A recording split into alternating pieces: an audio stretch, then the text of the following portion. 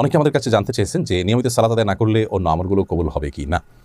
এই প্রশ্নের উত্তর আমরা এক কথা দিতে পারবো না, একটু বিস্তারিত বলতে হবে। কারণ সালাতের অবস্থান ইসলাম শরিয়াতে কি, সালাত আদায় যদি কেউ না করেন ইচ্ছাকৃতভাবে, তাহলে সে ব্যক্তি ইসলামে থাকছেন নাকি ইসলাম থেকে খারিজ হয়ে যাচ্ছেন, এটির উপর নির্ভর করবে তার অন্যান্য আমলগুলো কবুল হবে কি হবে না সেটির উত্তর। যেহেতু অনেক ইমামগণের মতেই ইচ্ছাকৃত কেউ যদি সালাত আদায় না করেন তিনি কাফির হয়ে যান, ইসলাম থেকে খারিজ হয়ে যান, তার সাথে অন্য কোনো অমুসলিমের তেমন কোনো পার্থক্য থাকে না।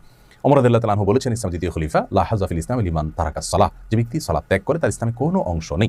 রাসূল আকরাম সাল্লাল্লাহু আলাইহি ওয়াসাল্লাম বলেছেন, আল আহদুল্লাযী বাইনানা ওয়া বাইনাহুম তারকুস সালাহ, আমাদের সাথে অমুসলিমদের পার্থক্য হলো সালাত ত্যাগের বিষয়টি, অর্থাৎ কেউ সালাত ত্যাগ করলে সে ব্যক্তি কুফরি করল, মান তারাকাস সালাতা মুতাআম্মিদান ফাকাদ কাফারা।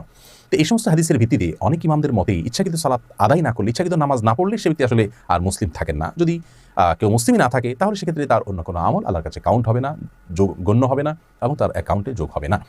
এই মত অনুযায়ী অন্য কোনো আমল কোনো কাজে আসবে না। কিন্তু ইমাম আজম আবু হানিফা রাহিমাহুল্লাহ সহ অন্য অনেক ইমামের মতে যদি কেউ সালাত আদায় না করেন অথচ তার ভিতরে অপরাধ বোধটা থাকে যে হ্যাঁ সালাত আদায় করছি না, আমি ভুল করছি, আমার করা উচিত, তাহলে সে ব্যক্তি ইসলাম থেকে খারিজ হবে না। যেহেতু তিনি বিষয়টাকে অস্বীকার করছেন না, তিনি কাফির হয়ে যাবেন না, তবে তিনি অনেক বড় ধরনের অপরাধ করছেন, কবিরা গুনাহে লিপ্ত রয়েছেন, ইসলামের একটা রোকনকে তিনি ছেড়ে দিচ্ছেন।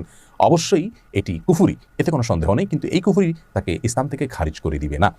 তো এই মত অনুযায়ী সালাত আদায় না করলেও তার অন্যান্য আমল, যেমন তিনি দান করলেন, সদকা করলেন, রমজান মাসে সিয়াম পালন করলেন বা অন্যান্য কাজ করলেন, সেগুলো আল্লাহর কাছে গ্রহণযোগ্য হতে পারে। সালাত হয়তো তিনি কোনো কোনো ওয়াক্ত আদায় করছেন, কোনো কোনো ওয়াক্ত আদায় করছেন না, এরকম যদি হয়। তো যেহেতু দুটি মত আমরা পেলাম, দ্বিতীয় মত অনুযায়ী আবু হানিফা রাহিমাহুল্লাহর মত অনুযায়ী সালাত আদায় যদি মাঝে মধ্যে কেউ না করেন তাহলে সেক্ষেত্রে অপরাধ বোধ তার মধ্যে থাকলে অন্যান্য আমল বরবাদ হয়ে যাবে না, বরং সেগুলো তার জন্য কাউন্ট হবে।